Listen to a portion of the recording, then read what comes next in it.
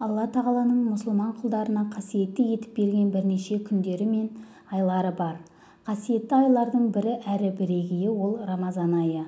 Рамазан айының ерекшелігі сол, мүміндер бұл кезде бір ай бойы ораза ұстайды.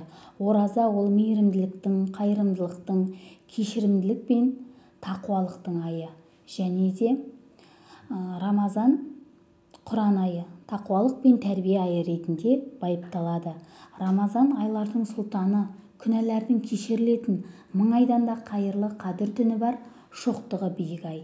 Құран кәрімде алла тағала мүміндерге ораза тұту жайында былай дейді: әй мүміндер, сендерге бұрынғыларға парыз қылғандай ораза парыз қылынды. Әрине сақтанарсыңдар делінді. Негізі ораза ұстаудың рухани һәм денсаулыққа пайдалары өте көп. Рухани пайдаларының бірі адам баласын сабырлыққа, төзімділікке тәрбиелейді. Өйткені пенде күнін алла тағалаға иман еткен күйде аштық пен шөліркеумен өткізеді. Пенде адамның ашуын тудыратын қандай да бір келеңсіз жайттарға тап болса, мен оразамын деп сабырға келеді. Жалпы мұсылман қоғамында осы Рамазан айында қылмыс азаятыны белгілі. Өйткені Алланың мұсылман пенделері өзін және өзгелерді жақсылыққа шақырып, жамандықтан тыяды, нәпсісін тізгіндейді, мейірімді, кешірімді болады. Кім Рамазан айында шынайы сеніммен сауапты бір Алладан ғана күтіп ораза ұстаса, бұрын соңды жасаған күнәлары түгелдей кешіріледі. Қараңызшы, шынайы сеніммен бір ай ораза ұстасаңыз болғаны, әлемдердің Раббысы сіздің барлық күнәларыңызды кешіруге дайын. Бұл тек Мұхаммед үмметіне берілген сый.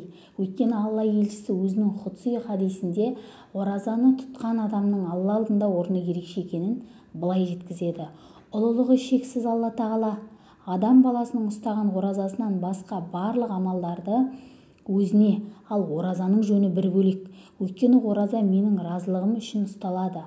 Сондықтан да оның қарымын, яғни сауабын өзім беремін деген екен. Пайғамбарымыз тағы бір хадисінде ораза ұстаушының екі үлкен қуанышы бар. Бірі ауыз ашқанына қуанады, және Раббысымен қауышқанда ораза ұстағанына қуанады деген. Рамазан сауап жасау, мол мүмкіндік, рухани тұрғыдан өз-өзіңді жаңарту және жаңғыру айы. Алла елшісі былай дейді: аузы берік кісіге ауыз аштырғанға ораза ұстағанның сауабындай сауап беріледі. Бұдан ораза ұстаушының сауабы еш кемімейді. Ораза айы күнәдан тазару айы. Ораза ол қалқан. Пенде ораза ұстаумен тозаққа қалқан қояды.